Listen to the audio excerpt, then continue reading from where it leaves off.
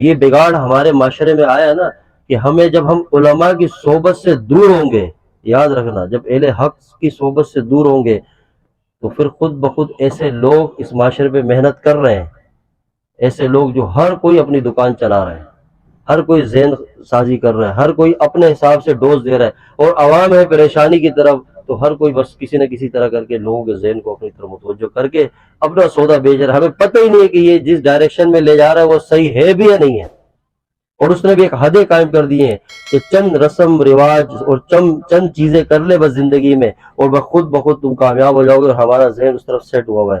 ہمیں فرائض کا پتہ نہیں، اللہ کے حکموں کا پتہ نہیں، اور شریعت کا پتہ نہیں ہے۔ یہ تب پتہ چلے گا نا جب ہم علماء کے ساتھ بیٹھیں گے، ایسی صحبتوں میں بیٹھیں گے۔ دیکھیں جب بات حق کی ہو اور بات اصل ہو نا تو دل ایک مجاہدے کی کیفیت میں آتا ہے۔ یاد رکھیں، مجاہدہ دل میں جب تک نہ آئے آپ سمجھے ابھی زندگی شروع ہی نہیں ہوئی ہے۔ جب آپ عمل کرنا شروع کریں گے، اللہ کی چاہت والی زندگی پہ آنا شروع کریں گے، نفس کی غلامی سے نکلیں گے، تو خود بخود دل کے اندر ایک مجاہدہ پیدا ہوگا، ایک زور آئے گا، ایک طرف سے شیطان نفس، دوسری طرف سے دنیا کے حالات۔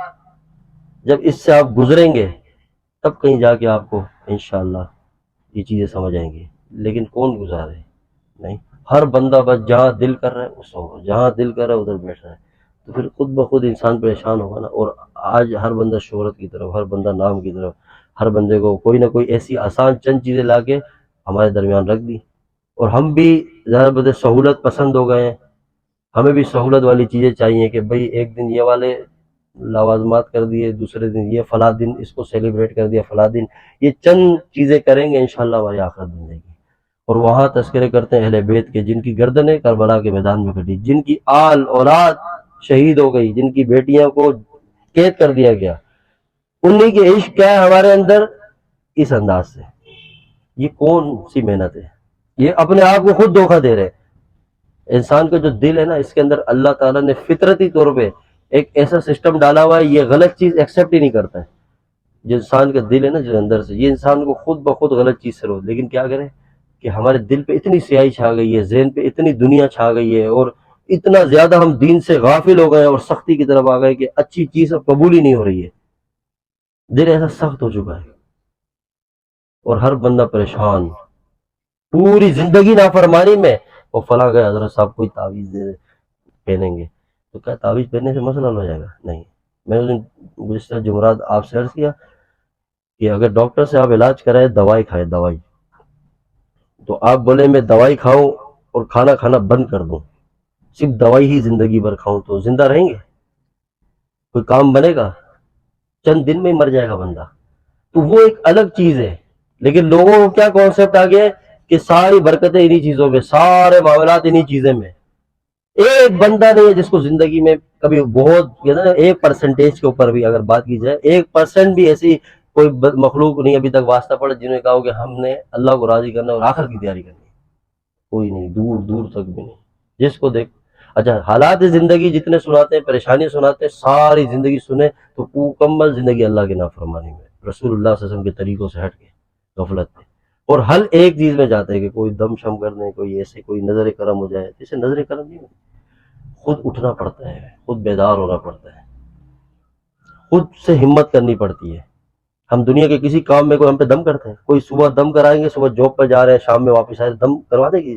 نہیں، خود ہی آنکھ کھلتی ہے، وقت پہ جاتے ہیں۔ کیوں؟ کیونکہ اس کا فائدہ، اس سے حاصل ہونے والے فوائد ہمارے ذہن میں سوار ہیں، تو ہمیں خود بخود ایک آٹومیٹک زندگی بنی ہوئی ہماری کہ ہم نے یہ سب کرنا ہے تو اس کے یہ بینیفٹس ہیں، یہ فائدے ہیں، یہ کریں گے تو ایسا ہوگا۔ ایک پورا ہم نے سینیریو، ایک گراؤنڈ سیٹ کیا ہوا ہے، ایک ذہن سیٹ ہے ہمارا، تو کسی کو کسی دم کی اور کسی طرح کے نظر کرم کی ضرورت نہیں پڑتی۔ اور یہاں اللہ کی بات آ جائے، دین پہ چلنے کی بات آ جائے، یا نہیں، ادھر سارے معاملات ادھر ہی ہیں، پھر حالات نہیں بدلتے۔ ہاں یاد رکھنا، حالات نہیں بدلیں گے ایسے، حالات بدلیں گے ہر انسان اپنی ذات کے اوپر محنت کرنا شروع کر دے، انفرادی۔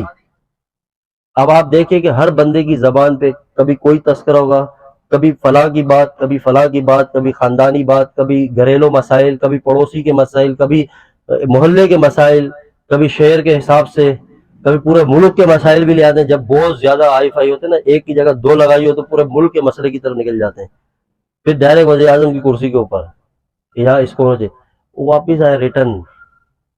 جب اتنا اوپر جائیں گے تو پھر ڈپریشن کے مریض بنیں گے. ہمیں کس نے کہا ہے کہ اتنے شارٹ کٹ مارنے کے؟ واپس ریورس آئے اور صرف اپنے من میں ڈوب کر پا جا سراغ زندگی، اپنے آپ کے اندر غور کرنا شروع کرے. صحیح ہے، جس کے خود حاکم ہے، اپنی سلطنت کو دیکھے پہلے. ویسے ایک بات ہے، اگر یہ بات ہم سوچتے ہیں نا کہ فلاں درست ہو جائے، فلاں درست ہو جائے، یہ حق تب ہمیں حاصل ہے کہ جب ہم خود درست ہوں. ورنہ تو یہ ایک قسم کی منافقت والی زندگی ہے نہیں ہے، یہ ایک قسم کی اپنے آپ کو دھوکہ دے رہے ہیں کہ اپنی ذات کو چھوڑ کے ہم دنیا کے تذکرے اور معاشرے کو بہتر بنا. یہ تب بنے گا نا جب انقلاب انہی لوگوں نے پیدا کیا. انقلاب ہمیشہ اس قوموں کے ذریعے آیا کہ جس قوم کے اندر، جن لوگوں کے اندر جب تبدیلی آئی اور انقلاب آیا اور اپنی زندگیوں کو انہوں نے اللہ کی غلامی میں ڈالا، اور جب رسول اللہ صلی اللہ علیہ وسلم کے مکمل غلام بنے تو پوری دنیا میں اللہ نے ان کو بادشاہت عطا کی. یاد رکھنا، پھر وہ خاک میں سوتے تھے لیکن بادشاہوں کے تخت سروں سے ان کے تاج کھینچ کے لے آئے، لیکن خاک نشین تھے. ہاں، مسلمان کی عزت چاند میں جانے سے نہیں ہے کہ ترقی کریں گے ہم فلاں کی طرح چلے، نہیں ہے. پوری دنیا بھی ہمارے قدموں میں آ جائے ہماری عزت نہیں ہے. خدا کی قسم نہیں ہے، ہماری عزت حضور کے قدموں میں. یاد رکھنا، صرف حضور کے قدموں میں اور کہیں نہیں ہے. یہ ہم پہ محنت ہوئی، اغیار کی محنت، ہمارے ذہنوں کو چینج کیا گیا، ہمیں اپنے دین کے مسئلوں پہ احساس کمتری میں ڈالا گیا. اب ایک بندہ بھی اگر شریعت و سنت والی زندگی گزارتا ہے تو ایک معاشرہ اس کو ٹارچر کرتا ہے، لوگ اس کو پیچھے سے کوٹنگ کرتے ہیں، اس کو پریشان کرتے ہیں کہ یہ تو نے کیا زندگی شروع کر دی، ابھی تو جوان ہے. یہ ایک طرف سے وہ بھی مسلمان ہے، یہ بھی مسلمان ہے. اب وہ اللہ کے نبی محبوب کے طریقوں کے اندر آنے میں بھی احساس کمتری کا شکار ہے. وہ کہتا ہے اگر میں نے داڑھی رکھی، سنت پہ زندگی لے آیا تو یہ کیسے ملے گا، فلاں عزت کیسی ملے گی. یہ خود سوچے، اگر ڈائریکٹلی نہیں تو انڈائریکٹلی ہم بہت بڑی گستاخی کر رہے ہیں اور بہت غلط ڈائریکشن پہ چل رہے ہیں. اگر غور کریں تو ہم میں سے کوئی بھی مسلمان ہے وہ ایک ذرہ اور ایک سیکنڈ کا کروڑواں حصے کا کنارہ بھی حضور کی ذات کے بارے میں نہیں کر سکتا بے ادبی کے. لیکن ہماری عملی زندگی ایسی بن چکی ہے، ہم خود غور ہی نہیں کر رہے نا. آپ غور کبھی الفاظوں پہ غور کریں کہ جب کسی کو آپ بولیں کہ یہ سنت ہے سنت ہے تو اس کے اوپر نہیں آ پاتا، اور نہ آنے کے پیچھے جو وجوہات ہوتی ہیں اللہ ہمیں اس سے بچائے. یہ محنت ہوئی ہے، وہ یہ چند وجوہات کہ کس طرح سے دنیا کی تھوڑی سی چند ٹکے کی عزت کیسے ملے گی اگر ہم نے یہ والے طریقے کو اپنایا. وہ عزتوں کے سارے خزانے اور ساری عزتیں، ساری برکتیں، ساری رحمتیں اور ساری کائنات کے جتنے بھی اللہ تعالیٰ نے مخفی خزانے اور جو راز جو کچھ بھی اور اپنی ذات کی محبت کی تمام حدیں اور اپنی معرفت کی منتہا سب حضور کے قدموں میں ڈال دی. کہ محمد سے وفاتوں نے تو ہم تیرے ہیں، یہ جہاں چیز ہے کیا، لوح و قلم تیرے. جب ہم بے وفائی اللہ کے محبوب سے کریں گے اور برکتیں ہمیں ملیں گی، نہیں ہو سکتا ہے، نہیں ہو سکتا ہے. یوں سمجھے کہ معاہدہ بھی کیا، ایگریمنٹ بھی ہوا تھا اور اس کے خلاف چل رہے ہیں اور منتظر ہیں. تو وقت کا کتب غوث بھی اگر دعا کے لیے ہاتھ اٹھائے نا کبھی ہمارے مسئلے حل نہیں ہوں گے. سمجھ رہے ہیں؟ ہاں، نبی بھی موجود ہیں پھر بھی تو عذاب آیا نا اللہ کا. اس امت پہ اجتماعی عذاب نہیں لیکن انفرادی طور پہ اللہ کی طرف سے عذاب آزمائشیں آتی رہی ہیں اور آ رہی ہیں کہ ہم اصل اس کی طرف آ ہی نہیں رہے نا، کہ ہم نے اپنے رخ کو، اپنے ڈائریکشن کو کس طرف کرنا ہے، آ ہی نہیں رہے.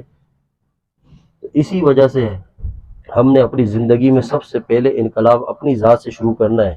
اب چھوڑ دیں کہ فلاں لوگوں کے تذکرے، لوگوں کے اندر جھانکنا، ان کے گھروانوں میں جھانکنا، ان کی ذاتی اپنی زندگی کے اندر توجہ کریں. یہ چند دن کی زندگی ہے، ختم ہو جائے گی، کچھ بھی باقی نہیں رہنے والا.